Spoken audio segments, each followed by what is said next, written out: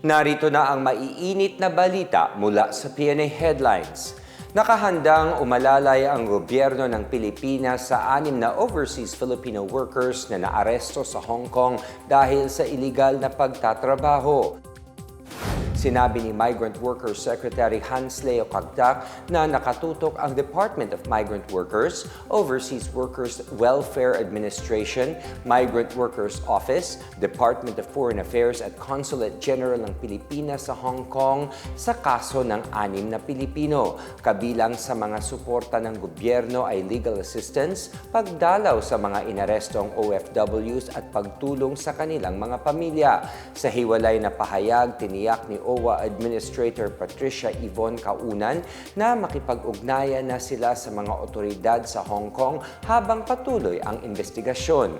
Naaresto ang 6 na Pilipino ng mga tauhan ng Hong Kong Immigration Department sa isang anti-illegal worker operation sa Sham Shui Po noong August 17. Ayon sa Consul General, inireklamo sila ng paglabag na kondisyon ng kanilang visa dahil sa pagkuha ng iligal na trabaho, iligal na pagtatayo ng negosyo at pagkukunwari bilang dentista.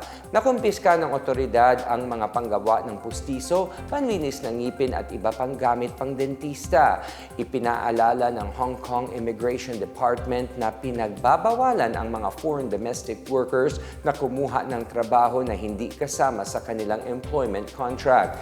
Maaari silang pagmultahin ng hanggang $50,000 at makulong ng hanggang 2 taon. Nanawagan ang National Center of Senior Citizens or NCSC sa mga Pilipinong senior na magparehistro sa ahensya para makinabang sa mga benepisyo at programa ng gobyerno. Hinihikayat ni NCSC Cordillera Regional Director Luz Laureta Balisong ang mga senior na magparehistro ng online sa kanilang website. Ito ay para mapagplanuhan ng gobyerno ang paglalabas ng programa at benepisyo para sa mga senior citizens. Kabilang sa mga benepisyong makukuha ng mga rehistradong senior citizens ang 20% discount sa pagkain, gamot at serbisyo, cash gift para sa mga edad 80, 85, 90 at 95 at presidential citation at dagdag na cash gift para sa mga centenarian. Libre lang anya ang pagpaparegister. Kailangan lang ng birth certificate na sertipikahan ng Philippine Statistics Authority at Department of Information and Communications Technology para magamit sa mga transaksyon sa gobyerno.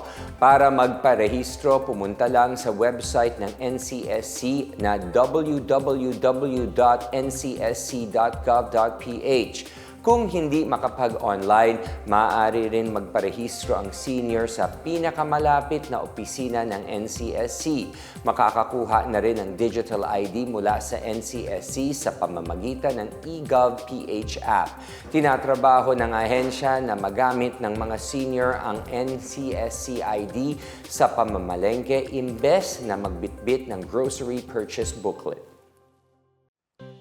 Binati ni Pangulong Ferdinand R. Marcos Jr. ang kanyang asawa na si First Lady Liza Araneta Marcos na nagdiriwang ng ika-66th birthday nitong ngayon araw.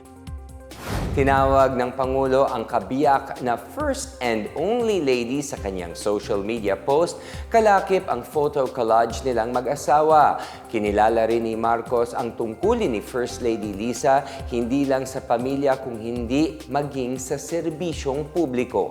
Dagdag pa ng Pangulo isang mapagmahal na ina sa kanilang 3 anak, matalinong abogado at guro ang First Lady. Taong 1988 nang unang magkakilala ang couple sa New York habang nag-aaral at nagtatrabaho bilang abogado.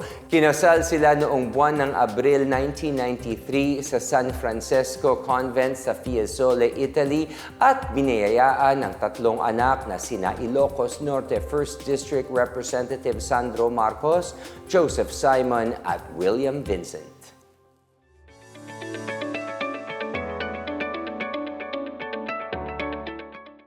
Sa balitang pangkalakalang, idinaos kamakailan ng Marawi City ang celebration ng Langkit Festival bilang simbolo ng patuloy na pagbabalik sigla sa syudad.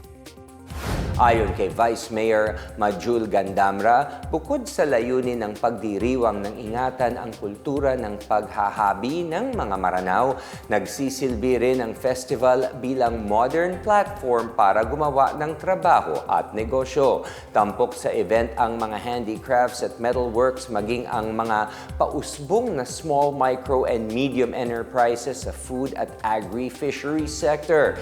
Ang salitang langkit ay may kahulugang matingkad at tradisyonal na tela na gawa ng mga mananahing Maranao. Ginaganap ang nasabing pagdiriwang taon-taon na nagtatagal ng mahigit 1 linggo.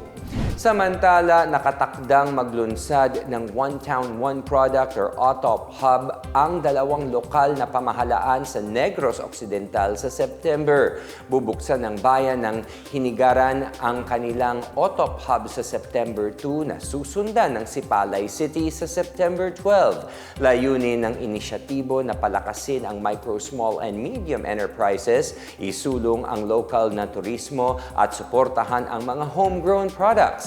Sa pamamagitan ng OTOP, maipapakita ng 2 bayan ang iba't ibang delicacies at handicrafts na mga produkto gawa ng kanilang mga entrepreneurs. Ang OTOP ay flagship program ng gobyerno upang matulungan ang mga MSMEs gamit ang mga angkop na pamamaraan sa pagsusulong ng local economic growth. At yan ang pinakabago at pinakamainit na balita sa mga oras na ito, hatid sa inyo ng PNA Headlines. Para sa iba pang mga balita at impormasyon, bisitahin lamang ang aming website pna.gov.ph o ang aming Facebook at X account na Philippine News Agency. Mapapanood din ang PNA Headlines sa pamamagitan ng link sa website ng News and Information Bureau, sa ilalim ng PNA News at sa YouTube account ng Philippine News Agency. Ako po si William Theo. Ito ang PNA Headlines, naghahatid ng mga balitang nagbubuklod sa bagong Pilipinas.